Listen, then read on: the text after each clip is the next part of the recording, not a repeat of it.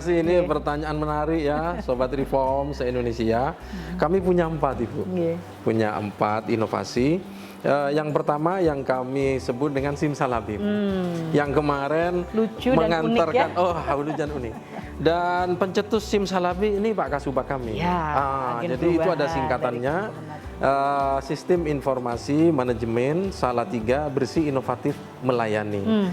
Itu satu aplikasi yang bisa dibuka di Google, langsung bisa dibuka di Google, dan itu menyediakan seluruh layanan pada masyarakat. Masyarakat tinggal buka itu, pengisiannya nanti sistem scan, dan nanti itu ketika diisi langsung terkoneksi ke seksi yang bersangkutan. Setelah itu hasilnya langsung oleh BO ya, back office, diserahkan ke FO yang ada di depan. Masyarakat cukup datang ke FO dan mengambil hasilnya, misalnya rekom, kenaikan pangkat dan lain sebagainya ya. Itu atau surat rekomendasi sekolah ke luar negeri, atau kitas ya, surat keterangan izin tinggal sementara, atau kitab izin tetap itu bagi rohaniawan dari luar negeri ya. Karena di Salatiga ada sekitar 500 rohaniawan dari luar negeri, Bu. Itu cukup di depan saja. Dan FO kami memang kami beri FO yang punya kemampuan bahasa Inggris di atas rata-rata. Karena memang sebelum jadi FO di kantor Kemenak Kota Salatiga, teman saya ini tadinya duta bahasa Inggris Salatiga dan salah satu paskibra Salatiga. Sehingga memang cukup representatif untuk ada di depan. Nah, kemudian yang kedua, ini yang kami sebut dengan Pesomadam. Pesomadam itu inovasi peduli isolasi mandiri dan masyarakat terdampak COVID. Ini ketika TPN menanyakan ke kami, ini bentuknya selain kami bantuan sosial, tapi ada, Bu, yang unik di tempat kami itu, kami membentuk satgas dari penyuluh-penyuluh yang ada, baik fungsional maupun honorer, itu untuk memberikan pelayanan konsultasi bagi masyarakat yang sedang isoman. Contohnya, misalnya bagaimana cara mengkodok sholat yang sudah ditinggalkan, bagaimana ini ya memberi nasihat sabar, menerima cobaan, bagaimana memberikan harapan atau roja, itu kita lewat WA, Ibu. Dan ini yang ternyata banyak hasilnya. Nah, selain memang memberikan bantuan sosial ya kami ya. Kemudian yang berikutnya, yang ketiga yang disebut dengan WAREK, Wakaf Recommended. Wakaf Recommended itu kan tadinya sebetulnya penyelesaian administrasi wakaf yang kita inov sedemikian rupa menjadi penyelesaian administrasi yang super cepat. Jadi misal yang awalnya masyarakat datang ke KUA untuk ikrar wakaf, kemudian dibuatkan akta ikrar wakaf, setelah itu mengurus ke BPN, kan kadang-kadang 1 bulan belum jadi, ada yang lebih 1 bulan. Nah, sekarang kami inov, siapa yang mendapatkan informasi ada orang yang akan mewakafkan, kami yang menerjunkan ASN datang ke rumah, mengambil persyaratan KTP, KK semuanya, kemudian kami urus sampai sertifikat jadi, kemudian kami serahkan di Kemenak. Dan alhamdulillah itu baru digulirkan sudah banyak sekali yang jadi, Bu. Kemudian yang terakhir, ini yang menjadi primadona ternyata, Bu, menurut TPN ini. Itu rumah moderasi BKGS. Rumah moderasi BKGS itu awalnya adalah BKGS namanya, Badan Kerjasama Gereja-Gereja Salatiga. Jadi di Salatiga ini unik ya, antara umat Kristen dengan umat Katolik itu punya tempat pertemuan bersama, dan mereka tidak mempermasalahkan agamanya. Nah, kemudian kami masuk, kami kulonwun izin, ini sangat bagus seandainya kita inovasi menjadi rumah bersama umat beragama, tidak hanya Kristen dan Katolik. Akhirnya disetujui, kemudian kita awali, kita mulai penyuluh lintas agama, kita masukkan di situ semua, kita diskusi bagaimana menjaga Salatiga ini tetap menjadi kota tertoleran nomor 1 se-Indonesia. Karena kebetulan kami di 2021 Salatiga dinobatkan oleh Setara Institute sebagai kota tertoleran nomor 1 se-Indonesia. Nah, kita coba dulu ini bagaimana merawat Salatiga. Akhirnya, Bu, inovasi yang kami lakukan ini didalami oleh TPN ini. Apa bedanya misalnya dengan FKUB apa itu? Nah, kalau FKUB kan itu kan top down ya. Nah, ini kan bottom up. Dan ini tidak terstruktur sampai di pusat. Kemudian juga hikmahnya kita bisa mempertemukan umat beragama dalam satu rumah yang bukan rumah ibadah. Gitu. Nah, ini alhamdulillah dari 4 inovasi ini yang mengantarkan Kemenak Salatiga ya dipilih oleh Kemenpan RB untuk dinobatkan sebagai Satker berpredikat WBK tahun ini. Iya, karena juga sesuai dengan tagline Hari Amal Bakti Kementerian Agama ke-76, transformasi betul. Layanan umat. Dan ini Bu, sebelum saya lupa menyampaikan, dari kami keluarga besar Kemenak Kota Salatiga, perolehan predikat WBK Satker kami hadiahkan untuk Hari Amal Bakti Kementerian Agama ke-76 ini. Mungkin Pak Kepala Man IC Serpong juga setuju ini Bu. Ini sebagai kado istimewa untuk HAB Kemenak ke-76 ini Bu. Iya. Baik, kalau begitu sekarang kami akan ke Pak Abdul Basit. Pasti Bapak juga mengetahui apa keunggulan dari Man IC Serpong ini, sehingga seluruh mata melirik. Kemudian Kementerian PAN dan EB menjadikan Man IC Serpong ini menjadi satker yang memiliki predikat wilayah bebas dari korupsi. Apa yang keunggulan yang Bapak yakini itu mengungguli dari satker-satker lainnya? Iya, baik Bunda Tika. Ya memang pasti ya, karena di presentasi kemarin amat sangat cepat Bunda. Dan itu kita lakukan itu. Saya meyakini 2 hal itu yang dilakukan oleh Man IC Serpong, yang itu menjadi tentu Kemenpan RB perhatian tersendiri. Di samping itu beberapa inovasi lain. Tetapi saya kemarin evaluasi dengan teman-teman, nampaknya di 2 hal itu yang kemudian menjadi kami kemudian mendapatkan predikat WBK. Iya. Jadi Sobat Reform, seperti yang kita ketahui dari perbincangan 2 orang pimpinan satker yang hebat dan luar biasa ini, transformasi digital lah yang kemudian dapat membantu mempercepat transformasi layanan-layanan yang berada di satkernya masing-masing, dan ini pasti tidak terlepas dari peran serta agen perubahan. Bagaimana Pak AP Mubin? Nah, kami menyebutkan AP karena memang beliau agen perubahan. Bagaimana tadi dikatakan oleh Pak Kepala Kemenak, bagaimana peran serta Bapak dalam mendorong transformasi layanan yang ada di Kemenak Kota Salatiga. Dan menurut Bapak, apakah seorang agen perubahan itu memang diperlukan dalam mendorong adanya percepatan atau upaya perubahan-perubahan nyata dari satker-satker? Gimana, AP Mubin? Siap, salam perubahan, hormat Panglima. Beliau adalah Panglima perubahan yang selama ini telah membawa kita para agen perubahan selalu maju dan berkarya. Ya memang benar.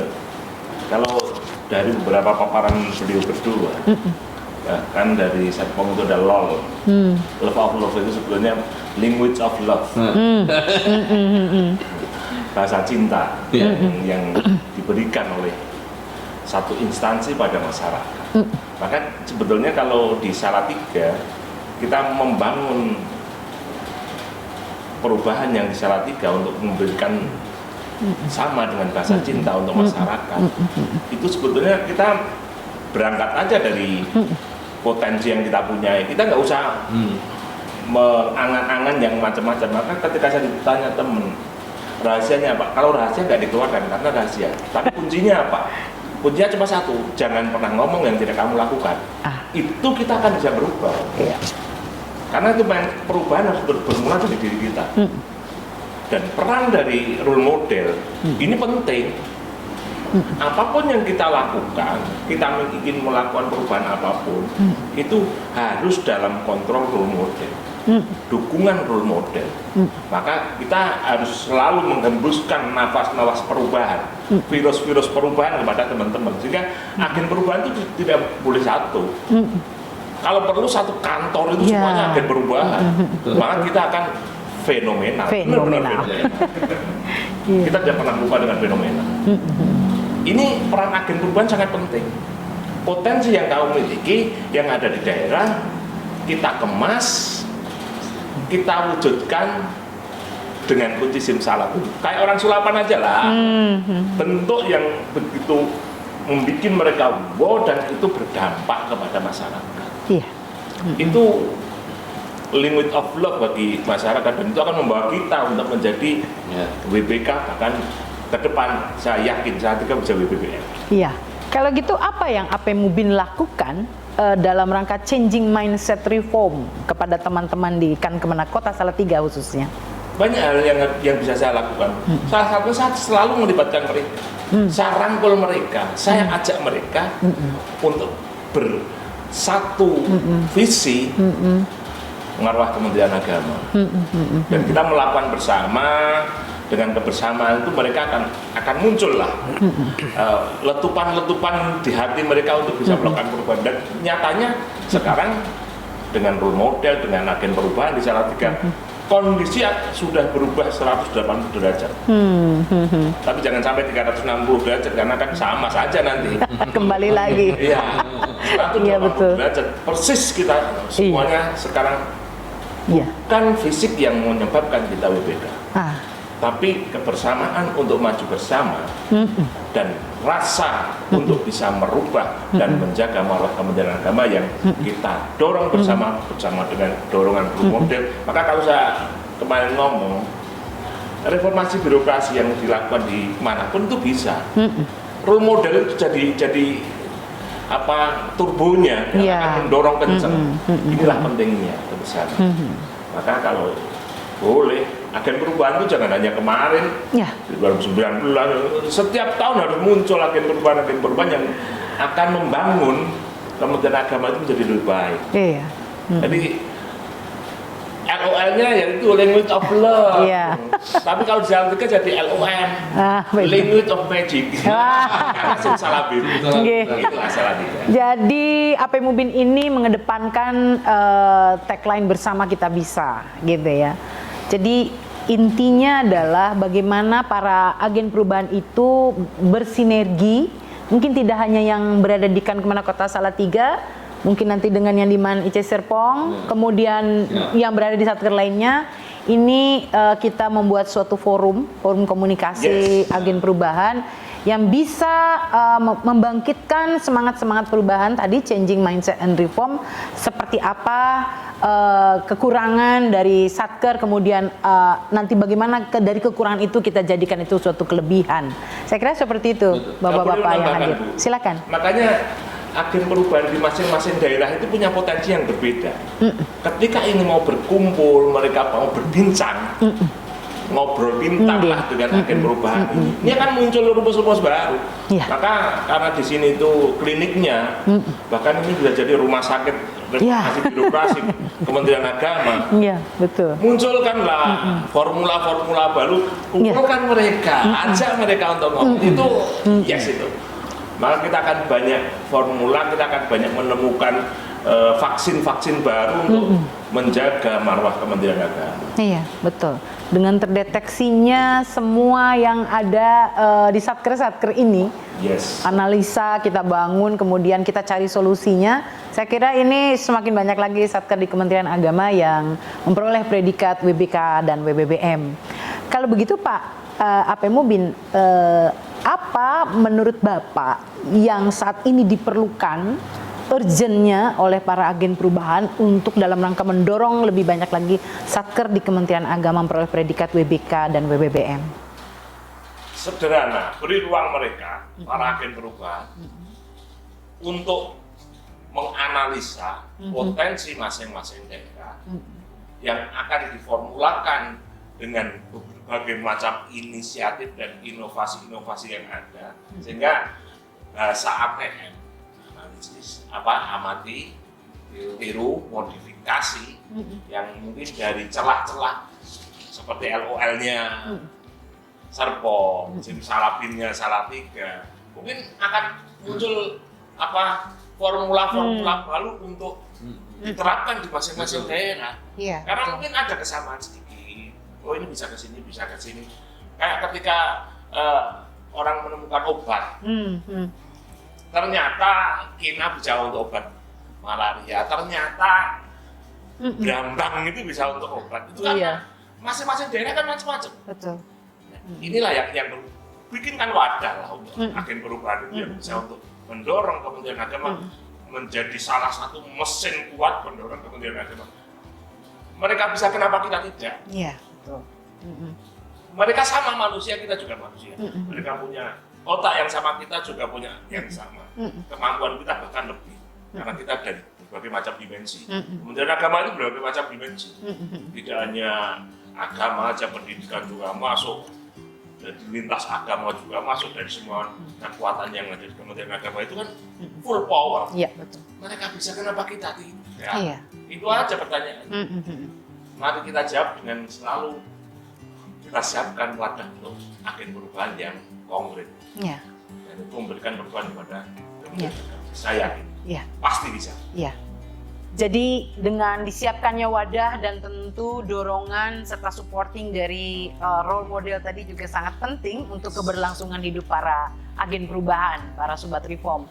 Kalau begitu, ajakan apa yang akan Bapak-Bapak sampaikan khususnya kepada Satker di Kementerian Agama yang akan berjuang lebih lagi di tahun ini untuk dapat memperoleh predikat wilayah bebas dari korupsi dan wilayah birokrasi bersih melayani?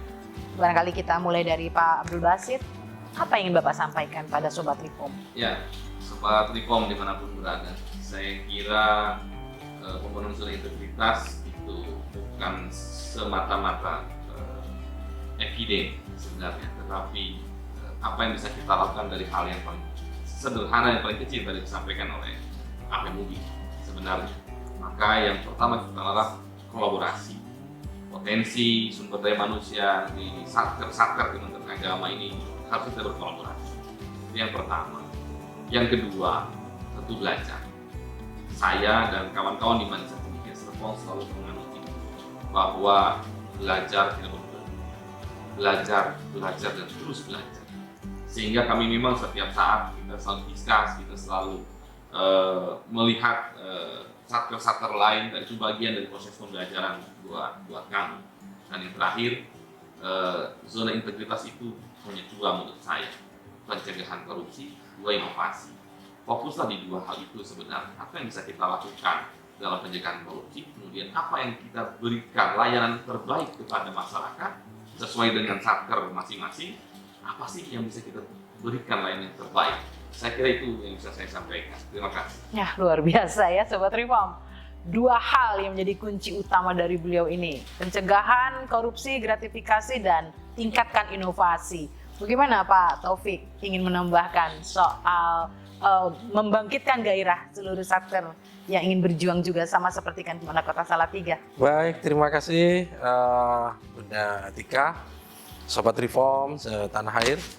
Saya ingin menambahkan saja bahwa memulai pembangunan zona integritas menuju WBK dan WBPM itu harus dimulai dari membangun komitmen. Tanpa ini kita akan capek sendiri, atau orang lain yang capek, atau teman kita yang capek, atau hanya agen perubahan saja yang capek. Maka semuanya, jadi di kantor misalnya, itu mulai dari pimpinan tertinggi kepala satker sampai yang paling bawah harus memiliki komitmen yang sama. Kalau belum, jangan dimulai dulu, menurut saya. Walaupun memang kita harus memulai, dalam pengertian bukan mandek, tetapi yuk kumpul lagi, bangun komitmen dulu. Karena dari komitmen ini, nanti semuanya akan dimulai. Itu yang pertama. Yang kedua, cerdaskan teman-teman kita satu kantor, agar mereka tahu apa yang harus mereka lakukan dengan kemampuan yang ada. Kemudian yang ketiga, petakan potensi. Karena untuk membangun zona integritas ini, kita membutuhkan potensi-potensi. Misalnya, para konseptor, para pemikir, para pengumpul eviden yang cepat, kemudian juga para pencari data, pengupload, misalnya di media sosial. Kemudian tak terkecuali juga, ini yang ditekankan oleh TPN di tempat kami itu adalah yang ditanyakan, adakah berita inovasi yang dilakukan Kemenak Salatiga di media yang lain dari Kementerian Agama misalnya. Itu harus kita punya orang-orang yang punya keahlian itu. Nah kemudian yang tidak kalah pentingnya adalah itu memang role model tidak bisa ditawar.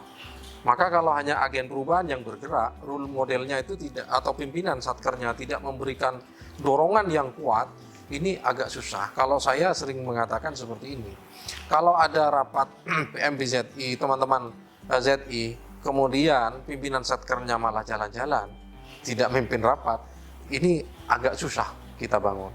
Nah kemudian untuk membangun ini semuanya harus kita niati dengan sepenuh hati. Ini semata-mata untuk perbaikan kinerja kita di Kementerian Agama. Kalau ini sudah kita lakukan, insya Allah tidak ada yang sulit.